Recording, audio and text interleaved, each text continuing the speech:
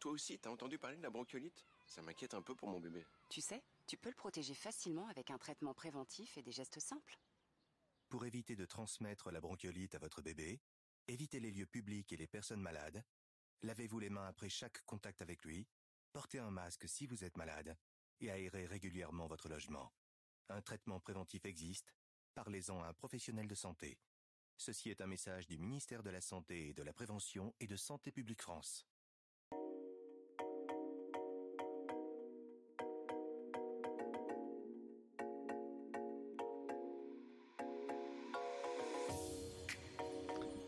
Salut, salut. Le petit.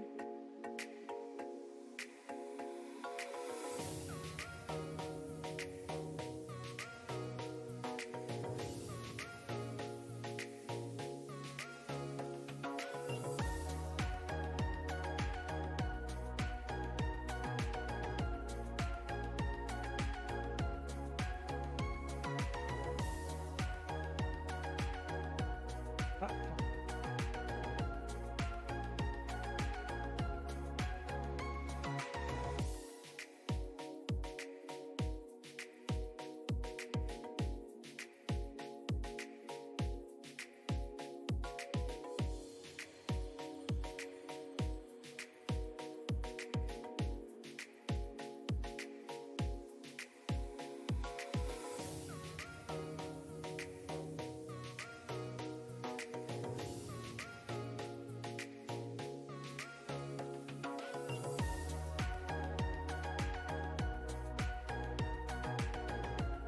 octobre.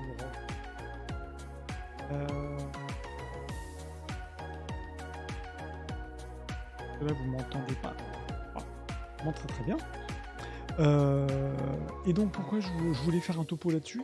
C'est parce que c'est vrai que le Quai Branly, moi j'en parle de temps en temps quand il y a vraiment des expos au Japon, notamment du Mono. Je vais caler mon truc un peu les objets. Ah. Mais c'est vrai que c'est un musée quand on aime l'Asie. Dire qu'on n'y pense pas forcément, c'est-à-dire que si je vous parle Japon, vous allez me dire ok, je vous parle de différents musées, Cernusky, évidemment le musée asiatique du département et des Alpes-Maritimes qui se trouve à Nice. Bref, c'est vrai que le Quai Branly, de par son positionnement, on est sur un musée qui est très large, qui n'est pas que en plus, Art d'Afrique, là aussi, c'est renfermé dans quelque chose qui est, à mon sens, trop limité. Puisque, en fait, la dénomination, vous me direz d'ailleurs, si je me permets, que la musique n'est pas trop forte. Voilà, si c'est un peu trop fort, vous n'hésitez pas à me dire encore une fois, la musique est trop forte. Je pense que ça va. J'ai juste un peu mis mon micro faire du truc, mais normalement c'est bon. Vous m'entendez, la musique est pas trop forte. Donc le Quai Branly, avant juste de parler de ça, vous savez quoi, on va être sur le site du musée, puisque c'est un live en particulier, normalement le live sorti, je vais me mettre sur l'écran ici, le live sorti, donc ce que je fais habituellement le midi et demi, le mercredi, ça c'est pour les sorties en France, le jeudi ou le vendredi, pour les sorties au Japon, Corée, histoire d'être un peu quand même au courant de ce qui se passe là-bas. Mais dites-vous que les sorties en France pour la semaine et le week-end, c'est le mercredi midi. Je fais midi et demi, comme ça on peut voir les sorties. On m'a dit c'est pour ça qu'il fait ça. Donc là c'est un peu un live particulier parce que je fais rarement des lives sortis le soir. Bon, après, pourquoi pas, pourquoi pas faire quelque chose de très différent. Là c'est un peu particulier parce que comme j'ai reçu ce fameux catalogue là, le programme que j'ai pas ouvert, exprès j'ai pas ouvert, je reçois personnellement des communiqués de presse, puisque pour le magazine Kogai, on en parle en amont, on a des communiqués, on a des visites de presse en amont, donc je vois les quelques prochaines expositions.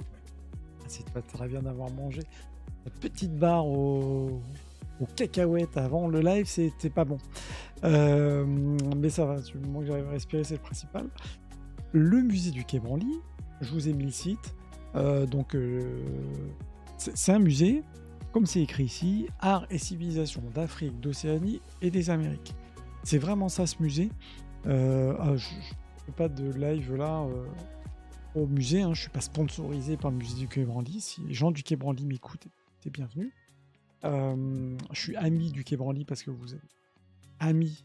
Alors, ami, c'est que, petite parenthèse sur ce côté ami qui est intéressant, parce que, en devenant ami du musée du Quai Branly, comme vous pouvez devenir ami du musée Guimet, par exemple, vous aidez déjà évidemment le musée à acquérir de nouvelles pièces. Là, vous pouvez donner des œuvres, etc. Mais quand vous devenez ami ou adhérent, déjà ça coûte pas cher. Voilà, par exemple, là, pour une personne, le pass adhérent, c'est 35 €. 35 €, vous rentrez comme vous voulez au musée. Ça vaut franchement, enfin, je trouve que ça vaut rien. Et encore, ça, c'est le prix normal. Donc, je crois que quand, voilà, enseignant-chercheur, c'est 15 €. Et je me demande s'il n'y a pas en plus un tarif étudiant qui est encore moins cher. Je me demande si c'est pas 15 €. Bref, vous avez vraiment la possibilité d'aller, vous rentrez comme vous voulez, et devenir adhérent, déjà, je dirais que c'est déjà un gros plus. Maintenant, le côté ami, la société des amis du Pardon, excusez-moi, qui a été fondée, comme vous pouvez le voir ici, je vous inviterai à pas regarder. Il y a une communication qui est aussi particulière par rapport au Quai Branly. Attendez, j'ai mon son. On va changer le son là, parce que je me tape les pubs. J'ai lancé J'avais une playlist qui était sympa sur SoundCloud, mais mon abo s'est désactivé, donc je me tape un truc qui a juste rien à voir. Pas grave, on va mettre un autre truc. C'est quand même mieux Esprit Japon. Je reviens sur ce que je disais. La société des amis du musée. Ça, je vous laisserai regarder. Après, je pourrais en parler si vous voulez. On pourra même faire éventuellement une interview d'une personne de la société des amis. C'est comme je disais, c'est en plus Alors, en plus, pour moi, je conseille, c'est soit vous êtes adhérent, soit vous êtes ami. Ami va coûter un petit peu plus cher, mais vous avez plein de choses en plus. Vous avez des visites privées, vous avez des voyages, vous avez des rencontres, vous avez des conférences, un truc que vous n'avez pas que quand vous êtes adhérent. On va dire qu'adhérent, vous rentrez, je devrais être sponsorisé, musée du Quai Branly. Je vous dis, pour 35 € tarif normal, hein. Pour un an, vous rentrez quand vous voulez dans le musée, franchement c'est hyper agréable. Maintenant les amis, c'est que vous êtes un petit peu plus dedans, vous avez du contenu un peu plus premium. Je vous laisserai aller regarder, parce que c'est super intéressant et vous soutenez un musée qui, comme ils le mettent sur leur mission, c'est vraiment un musée qui est au centre des cultures. Donc moi j'aime beaucoup, et c'est ce que je voudrais aussi faire. On en a eu cette discussion, j'ai eu cette discussion avec des amis, pour la volonté aussi d'ouvrir, moi je suis spécialiste Japon, mais je suis aussi vraiment collectionneur des arts d'Afrique et d'Océanie, par passion. Je dirais que j'y suis venu maintenant depuis plusieurs années, et j'aimerais aussi un peu plus en parler. Mais c'est vrai que sur les réseaux, j'ai un compte dédié rien qu'à ça d'ailleurs, je trouve que c'est assez difficile encore aujourd'hui en France de parler, par exemple, de se dire, voilà, on parle du Japon, et puis de basculer sur l'art du Nigeria, par exemple. C'est-à-dire que c'est très cloisonné encore, et ça, je serais bien, si vous tombez sur ce live là maintenant, là tout de suite, en replay, j'aimerais bien avoir votre avis là-dessus, sur le fait de faire peut-être des points comme ça, enfin forcément, attention, pas forcément des passerelles, pas forcément des lives où on compare les choses, où on met en rapprochement mais d'avoir des petits focus de temps en temps sur autre chose. Moi, il y a cette grande expo, la Fancy, sur les peines commémoratifs, franchement, que j'attends beaucoup, moi j'adore. Et je me dis peut-être que je vais y rajouter un petit live de temps en temps, qui est pas du tout Japon-Corée. Mais c'est plus fort que moi.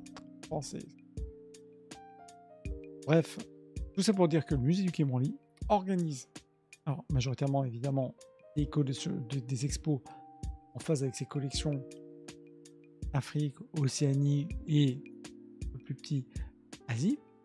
Mais de temps en temps, vous avez des super expos. Par exemple, la dernière expo qu'il y avait au Japon, j'avais fait un live, j'ai fait un TikTok là-dessus, qui était sur les kimonos. Peut-être que vous l'avez vu. Voilà. Donc je vous invite vraiment à regarder. Moi j'en parle assez. Alors quand je fais les points sorties, je parle du musée du Quai Branly, quand on est vraiment des sorties typées Japon-Corée. Maintenant, encore une fois, même à titre personnel, pour votre culture personnelle, si vous n'y êtes jamais allé, je vous invite vraiment, au-delà du fait que c'est déjà un très beau musée moderne, hyper agréable, vous avez des ateliers pour les enfants, vous avez plein de choses, bref, je vous invite vraiment à y aller si vous ne connaissez pas ce musée, ou si vous venez sur Paris, et ben c'est à côté de la Tour Eiffel, donc comme ça vous pouvez faire un duo. Parce que je les vois passer ici, encore une fois j'en parlerai peut-être après.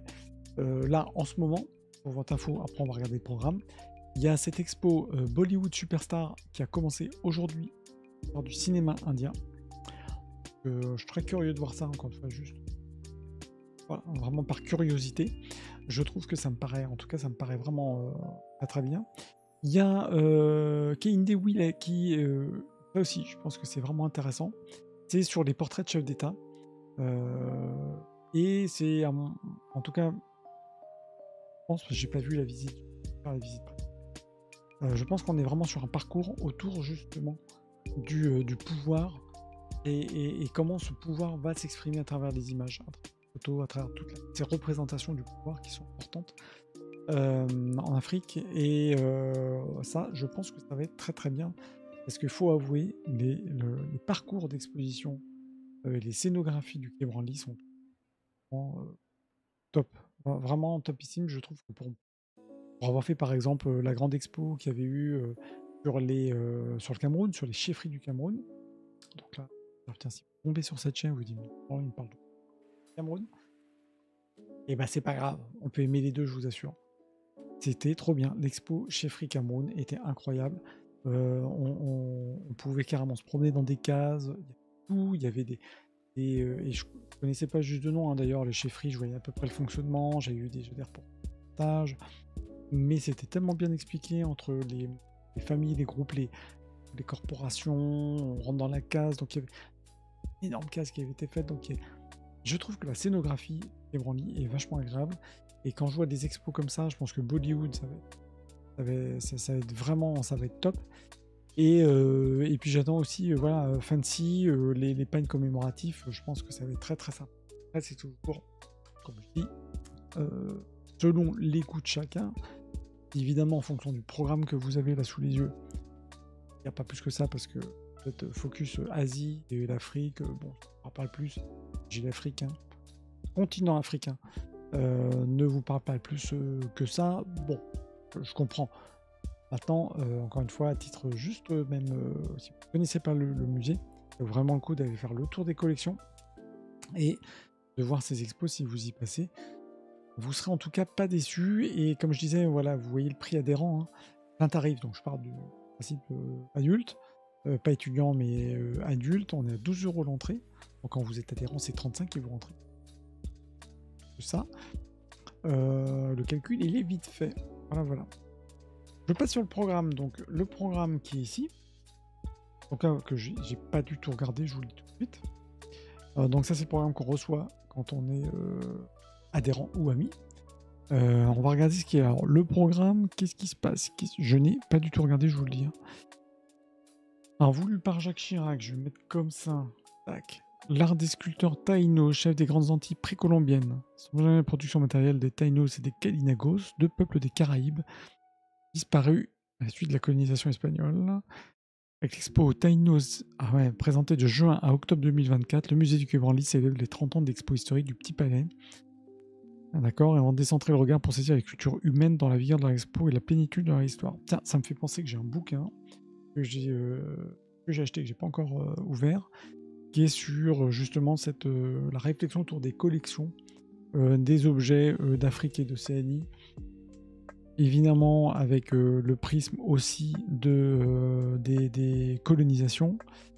Et je trouve que c'est aussi c'est important parce que nous, notre regard qu'on a, on a le regard d'aujourd'hui, mais la manière dont se sont construites ces collections, qui sont aussi pour certaines pas forcément pas très clean, hein, et c'est bien dommageable. Mais il y a une logique d'ailleurs du Quai Branly aujourd'hui, le retour des œuvres qui auraient pu être pillées, etc. Bref, on va pas rentrer là-dedans, mais il y a un vrai sujet de discussion là-dessus, c'est vraiment pas un sujet pris à la légère. Tout ça pour dire que je trouve que c'est très intéressant ce genre d'exposition. Parce que derrière, justement, ça permet de raconter aussi toute l'histoire des objets. Bon, ça on verra de toute façon. C'est pour 2024, ils nous font le topo sur Bollywood Superstar, l'exposition Mexica, ça va être vachement bien. Ouais, donc on est vraiment Amazonie péruvienne. Les artistes invités accueillis en résidence concourent par élargir. Les deux week-ends, Bitou Dembélé, le troisième genre, performance de musicologue, Yuma Saba. Ok. Tac, tac, tac, tac. Ça paraît quand même très très bien.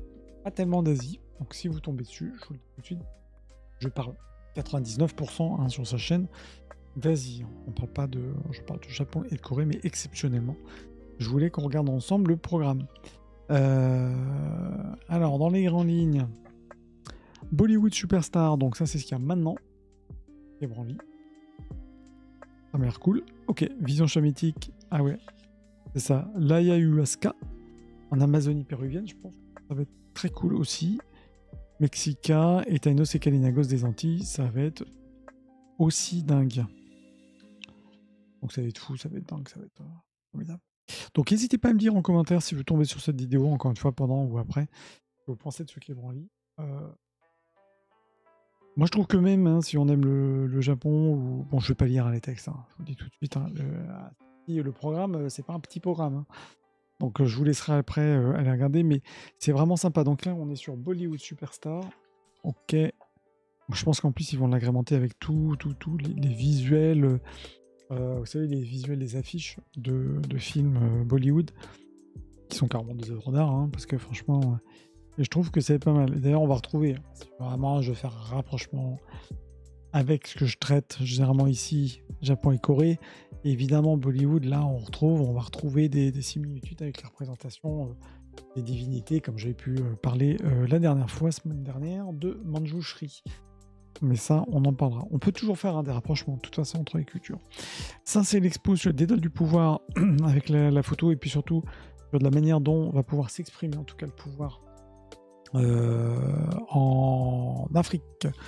Alors, est-ce que c'est que Afrique? Alors, quand je parle de Afrique, c'est avec un grand A, bien entendu, c'est le continent. Ouais, c'est africain, chef d'État africain. Fancy, c'est sur les pagnes. Ça va être top. Les visions chamaniques, je pense que ça va être super intéressant. Question explorer les enjeux contemporains, les relations entre images hallucinatoires, production iconographique. À ce sujet,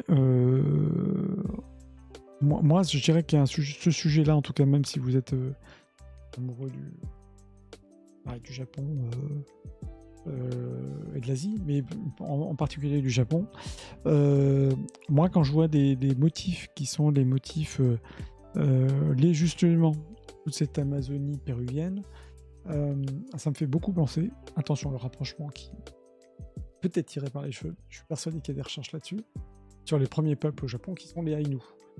Moi je vois ça, je vois les tissus Ainu, il y a clairement des rapprochements. Voilà. Après on sait qu'il y a eu quand même des mélanges de populations, il y a eu des mouvements migratoires, en tout cas c'est intéressant, je suis dans toutes les expositions là, qu'on a vues pour le moment, moi personnellement, il y a Bollywood, il y a... non, je dirais plutôt Fancy, parce que Bollywood je connais, mais c'est en plus ce qui m'intéresse surtout Bollywood, c'est sur les affiches. Vision chamanique, ça va être assez dingue. Bon, oui, ça commence en novembre, donc je pense que j'en reparlerai. Je vais aller la voir, et puis c'est vraiment, il y a un focus qu'on peut faire, un rapprochement qu'on peut faire avec l'Asie, j'en parlerai. Sauf si, dans les commentaires, vous me dites, mais ouais, carrément, sur cette chaîne, ça pourrait être sympa de parler, pas que de Japon, Corée, une petite fenêtre comme ça sur les autres cultures. Si vous me dites oui, ben, je vais le faire. Ah oui, mais voilà. Quand même rester dans le sujet de base quand même qui est Japon, Corée. Déborder l'anthropologie. Alors, vous avez aussi plein d'expos, ateliers qui sont organisés au Branly. Et donc là, je trouve que ça c'est intéressant, puisque tout ce qui va être lecture en anthropologie, de sociaux, même les liens avec justement la sociologie, des thématiques liées à l'homme et plus que, je trouve que c'est intéressant, d'autant plus que là, on met à l'honneur, en tout cas le musée met à l'honneur 3 femmes qui se sont appropriées les codes de l'anthropologie. Donc je pense que ça va être très intéressant en termes d'expo. Et vous avez un atelier, hein, si je ne dis pas de bêtises. C'est ça, hein. Atelier Martine Aublet, non, c'est expo. Good, Myriam Mindou, l'essence des pleurs. Pour une œuvre immersive sonore construite en résonance avec la collection d'instruments de musique conservés au musée. Ah ouais, ça va être sympa. Bon, je pas toutes les pages. Il faut savoir que le musée du Quai Branly a très grande collection. Alors, on le passe notamment quand vous allez monter, si vous voir pour une expo, vous allez voir les collections, vous allez voir plein d'instruments de musique qui sont exposés et que vous pouvez voir parce qu'ils sont derrière des fenêtres. C'est tout un parcours vitré. Donc ça, je pense que ça va être assez intéressant. Finalement, ce qui est Branly, si vraiment vous aimez les cultures du monde, vous pouvez y aller vraiment très régulièrement. Vous voyez, même les expositions, ça tourne quand même assez souvent. Et puis, vous avez toujours la collection. Elle, ce qui est vachement bien aussi, c'est la collection du musée. Les collections. Tac. Alors, vous avez quand même féliciter le musée parce que vous avez un très beau un site qui est très beau, qui est très complet en fait. Vous avez tout. Je pense quasiment tout au niveau des œuvres, ou du moins le focus sur les œuvres principales, et ça, c'est assez génial. Et aussi, vous allez voir, je vais filtrer par pays. Il y a du monde. C'est pour ça que je dis, il faut vraiment pas enfermer le quai Branly dans un musée qui n'est pas d'Asie, qui parle pas de Japon, ou un musée que africain. Pas du tout. On est vraiment très large. Et notamment sur l'Asie, on va faire la petite hypothèse. Vous voyez, il y a Asie centrale, je pense que je développe Asie centrale. Un paquet de coins. Si je fais allez, oriental, évidemment, et Japon, par région, allez, on va aller dans Honshu, Aomori. Et là, vous avez plein de choses. Vous voyez, des figurines en l'occurrence, parce que c'est la spécificité de la région, des figurines, et vous avez toutes les photos. Donc, si vous faites, vous vous rendez compte que tout ça, c'est des collections du musée qui sont un truc de dingue. Quand vous allez voir, tiens, ça me fait justement rebondir sur ce que je viens de dire juste avant. En plus, les photos sont en haute def. Je pense que vous les voyez bien. Il est quand même sympatoche, lui. Moi, quand je vois ça, typiquement, ça me fait penser aux petites sculptures des cultures d'Indien d'Amérique, par exemple. Clairement, si on fait le rapprochement, on va le faire. Bon, ça me permet de le faire pour dans la digression et des choses qui ne sont pas forcément confirmées. Mais voilà, ces objets ne sont pas tous présentés. Ça fait partie des collections du fond. Mais ce qui vous permet d'accéder, une bonne partie, vous pouvez en voir à votre petit parcours. Maintenant, quand je parle des collections, c'est vous avez les musées du quai Branly, et puis vous avez, comme vous voyez par exemple ici, c'est une collection qui venait du musée de l'homme. Tout ça, c'était rapatrié au quai Branly, et on va les sortir, en tout cas ils vont les sortir quand il y a soit si vous faites des recherches, soit vous avez une exposition avec un sujet par exemple sur les chevaux. Mais voilà, c'est intéressant de montrer ça parce que je commence juste ce que je vous disais avant entre les relations entre l'Amérique du Sud, bon là on est les Indiens d'Amérique du Nord, et le Japon. Franchement, il est quand même il est facile à faire, quoi. Je reviens sur mon bouquin. Vous m'arrêtez, dans des trucs qui sont complètement dingos. Mexique, les dons, les dieux au Templo Maya. La fruit des recherches conduites au temple principal de la culture mexicaine. Ça, je pense que ça va être intéressant. Moi, au départ, les cultures, tout ce qui était culture mexicaine, j'y suis venu. Parce qu'il y a des pièces qui sont incroyables, en fait. Ouais, la sculpture que je vous ai montrée juste avant, c'est 1400-1500. C'est du travail en sculpture qui est assez dingue. Tac. On a les fameux Taínos Kalinagos des Antilles. Donc ça, c'est en juin l'année prochaine. C'est fou. Et ça, je vous assure, on se rapproche aussi de certaines choses vues dans les peuples Aïnou. C'est assez dingue. Ça, je pense que ça va être une très belle exposition. J'en reparlerai à l'occasion. On avance. Qu'est-ce qu'ils ont fait? Un topo sur les collections, le plateau des collections, un espace en mouvement. Les collections sont toujours fixes, mais je vous dis, vous avez des vitrines qui peuvent bouger, en l'occurrence, comme on dit. Ensuite, l'un de vous avez donc Océan Indien et Pacifique, des nouvelles vitrines, avec toujours des trucs à voir, toujours des trucs à voir dans l'Éthiopie chrétienne. Au musée du Quai Branly, vous avez plein de choses. La galerie Marc Ladret de la Charrière. Alors ça pour le coup, ça bouge pas. C'est vraiment une collection que vous avez au dernier étage tout en haut du musée, où vous avez donc ce monsieur qui s'appelle monsieur Ladret, Marc Ladret de la Charrière, qui avait une collection de 36 œuvres d'art africain. Alors, on peut appeler art africain, tribal, art premier. Notamment ici, ça c'est une sculpture Côte d'Ivoire. Vous allez vous faire un petit parcours qui est très très sympa pour voir ces œuvres. Même encore une fois, même si on n'aime pas plus que ça, je trouve que c'est hyper intéressant de regarder pour découvrir. Après, quand on aime, vous restez des heures devant les masques et les sculptures qui sont présentées, elles sont assez dingues.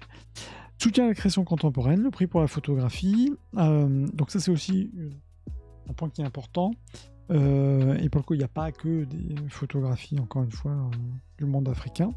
Mais le musée, effectivement, organise depuis 2008 un prix de la photo. Et je trouve que souvent les photos peuvent être représentées. Et c'est intéressant parce que ça vous permet en tout cas d'avoir un regard aussi des que vous ne connaissez pas forcément. Ou que vous ne suivez pas forcément, en sachant, je fais une petite parenthèse aussi là-dessus, c'est que vous avez beaucoup de photographes qui sont partis en Afrique, qui postent sur Instagram. Alors c'est vrai que vous ne les voyez pas si vous ne suivez pas trop toute la mouvance, les grandes trends, photographie, mais si vous commencez à en regarder quelques-uns, vous allez voir qu'il y a beaucoup de photographes de grande qualité, photographes de presse, de photoreportage, de photographes d'art, qui postent sur Insta. Des résidences sonores, pareil, le financement d'une œuvre originale destinée à rejoindre les collections, ça je trouve que ça peut être intéressant. Et puis évidemment vous avez le jardin, alors le jardin là on va arriver en fin d'année, c'est quelque chose qui est... Là il fait encore bon, donc profitez-en, mais quand il fait beau c'est génial, vous pouvez vous promener dans ce jardin, il y a des concerts, des événements, différents événements qui sont organisés dans le jardin. Vous avez aussi des concerts de musique, donc là c'est en plus l'hiver, vous pouvez y aller avec justement l'histoire de la musique indienne par rapport à Bollywood. Vous avez aussi un programme, un trilogue Go-To Quartet, principaux passeurs entre le jazz et la musique indienne. Cool. Donc, vous voyez ce que je veux dire, c'est que ça coûte 15 €. Pour le 15 et 10 €. L'entrée, c'est pas... Je trouve que c'est pas cher. C'est-à-dire que le positionnement du musée, je veux le dire aussi, c'est que le positionnement du musée, du Quai Branly, c'est vraiment l'accessibilité les collections, les spectacles, les ateliers. C'est génial. Je précise aussi que si vous n'êtes pas sur Paris, vous venez en voiture, vous pouvez vous garer. Parking, c'est important. Parking du Quai Branly, vous prenez pas la tête, vous venez, vous vous garez au niveau du musée, c'est très bien. Et moi, ça m'arrange aussi. Pour l'exposition Mexique, bon, je passe parce que là, on est vraiment sur des ateliers liés à l'univers mexicain. Et là, je pense que je vais perdre tout le monde. Et puis, vous avez plusieurs événements. Vous avez les parcours 2024. C'est vrai qu'il ne faut pas oublier qu'on a quand même les Jeux Olympiques l'année prochaine. Vous avez des soirées et les dimanches. Alors, les soirées, vous en avez une autour de Bollywood. Ça, c'est pas mal aussi. Si vous voulez juste vous faire un petit kiff en soirée ou découvrir, notez-vous les soirées. Donc, ça, je vous invite plutôt à aller sur le site. Il faut, je vous le dis tout de suite, ce sont des rendez-vous gratuits, mais énormément de monde. Donc je vous invite à aller sur le site, voir les horaires, à quelle heure il faut se pointer, parce que vous pouvez participer comme ça aux événements. Dernière fois, il y avait eu un événement sur le Japon, c'était infernal, un monde incroyable, donc je vous invite vraiment à regarder sur le site les infos et aller pour en profiter des soirées. Bon, l'été, on va pas reparler d'été 2024, quand même pas. Vous avez aussi plein de séances de cinéma. Bon, évidemment, avec Bollywood, vous avez et le Mexique, plusieurs séances liées à ces thèmes. Je vous inviterai aussi à regarder si c'est quelque chose qui vous intéresse. Projection débat. Ok, occupation, qu'est-ce que l'idée d'occupation? L'Atlantique noir de Paul Gilroy. Ça, c'est un colloque international, tiens. Black Atlantic, marquant ainsi un tournant dans le champ d'études et culturalité de la traite et de l'esclavage. Premier jalon d'études de l'Atlantique en tant qu'espace diasporique traversé par d'intenses circulations entre Afrique, Europe et Amérique. L'Atlantique noir est devenu l'anniversaire de 30 ans de publication de l'Atlantique noir. Tiens, mais je vais regarder ça. Atlantique noir. Très intéressant. Ça, on a vu Toronto, Canada. Le musée, justement, le musée du Canada fait vraiment un topo aussi sur les parcours, hein. Mais les parcours voilà, migratoires et pas forcément les bons. Et notamment aussi au Quai Branly, il avait été vraiment mis en avant un point justement sur l'esclavage, c'est très très intéressant. Là aussi, c'est un sujet il faut toujours en parler parce que c'est important. Au-delà de pour comprendre, évidemment, les cultures, c'est toujours important d'en parler. Parce que je pense que surtout auprès des plus jeunes, parce que les plus jeunes, on s'en rend pas compte, hein, ça reste quand même assez flou quand on met pas des images, quand on met pas des mots. Donc ça, c'est aussi très important. Et ce que j'apprécie en tout cas dans ce musée, c'est qu'il y avait vraiment plein de choses, très ouvert d'ailleurs, hein. On parle d'esclavage, après on va parler des visions chamaniques, on va parler d'ethnologie. Il y en a vraiment pour tous les goûts. Voilà, je trouve que c'est vachement bien. Conférence, salon de lecture, bon ça je passe. Et puis, je vous laisserai voir si vous avez des enfants, vous avez plein d'activités pour les enfants. Et ben c'est très bien. Bon, ben écoutez, ça a l'air d'être un très bon programme, 23-24, que je n'avais pas du tout vu avant. Celui qui regardait en même temps. Mais bon, ce qu'il faut retenir, hein, c'est surtout pas de Japon, pas de Corée, hein, non plus. Pas d'Asie de toute façon, mais on est, pour moi, s'il y a vraiment deux choses à retenir, bon là en ce moment on est sur Bollywood, ce qu'il faut retenir, bon, je pense que ça va être intéressant quand même, hein. Le pouvoir en Afrique et puis Fancy, évidemment, ça va être cool, mais ce qu'il faut vraiment retenir, à mon avis, c'est les visions chamaniques et le Mexique, je vais aller dans le Mexique, Mexica, qui va être assez, je pense, assez dingue comme exposition, cumulée à, évidemment, la le gros moment 2024, Tainos et Kalinagos des Antilles. Ah oui, c'est une exposition présentée il y a 30 ans au Petit Palais. Et bien, hein, Haïti, toutes les œuvres d'Haïti. De toute façon, tout, si vous ne connaissez pas, allez regarder les œuvres de Papouasie-Nouvelle-Guinée, les œuvres, d'Haïti, incroyable. Il y a plein de choses. Quand on regarde d'autres choses, vous allez découvrir le monde.